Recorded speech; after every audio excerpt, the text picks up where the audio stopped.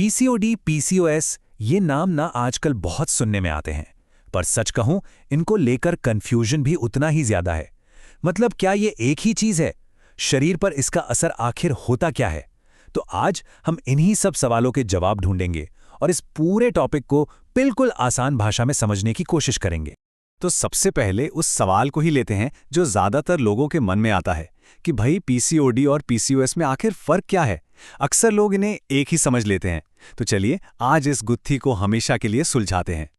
आज हम एक एक करके हर पहलू पर बात करेंगे। सबसे पहले तो यही जानेंगे कि ये असल में है क्या, फिर इसके जड़ तक जाएंगे कि इसका मूल कारण क्या है। हम देखेंगे कि इसके लक्षणों को कैसे पहचाना जा सकता है और ये समझेंगे कि जब हम सिंड्रोम शब्द का इस्तेमाल करते हैं तो उसका मतलब क्या होता है, और आखिर में बात करेंगे कि इसका पता कैसे लगाया जाता है और आगे का रास्ता क्या है। ठीक है, तो शुरू करते हैं हमारे पहले सेक्शन से। असल में ये पीसीओडी या पीसीओएस होता क्या है, इसे समझने के लिए हमें ओवरीज यानी अंडाशय के अंदर झांकना पड़ेगा। इसका पूरा नाम है पॉलीसिस्टिक ओवेरियन डिजीज या सिंड्रोम।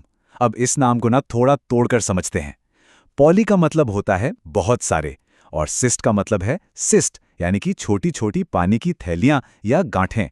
होता यह है कि हर महीने ओवरीज में जो अंडे तैयार होकर बाहर निकलने चाहिए वो प्रोसेस बीच में ही रुक जाता है, और नतीजा ये आधे अधूरे इमैच्योर अंडे वहीं जमा होकर छोटी छोटी सिस्ट बना लेते हैं।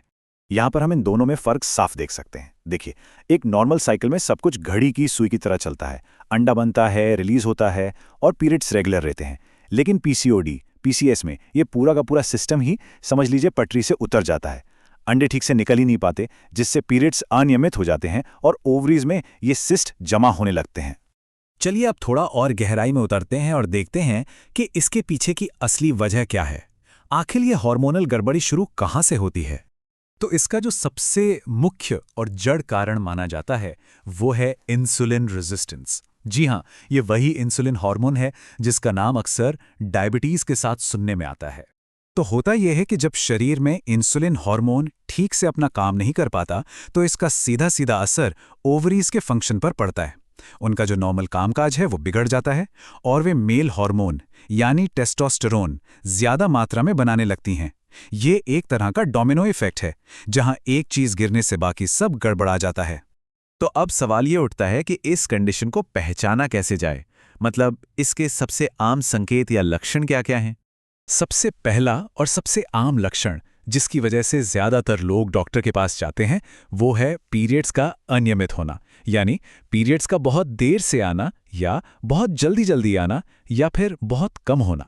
इसके अलावा जब शरीर में मेल हार्मोन बढ़ जाता है तो उसके असर भी दिखने लगते हैं, जैसे कि चेहरे या शरीर के दूसरे हिस्सों पर अनचाहे बाल उगना, जिसे हर्सुटिज्म कहते हैं, चेहरे पर बार बार मुहासे होना और साथ ही वजन का तेजी से बढ़ना।